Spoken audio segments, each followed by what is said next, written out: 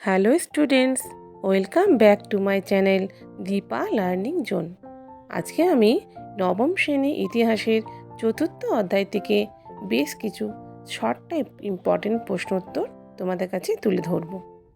আমি আমার আগের ভিডিওতে তৃতীয় অধ্যায় থেকে গুরুত্বপূর্ণ প্রশ্নোত্তর দিয়েছি।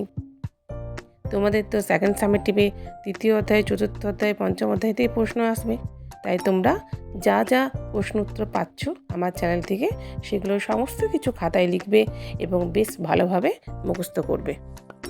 আমার চ্যানেলটা যদি তোমাদের ভালো লাগে তাহলে অবশ্যই সাবস্ক্রাইব করবে, আর যদি কিছু জানার থাকে আমার চ্যানেল থেকে তাহলে সেটা কমেন্টে জানিও।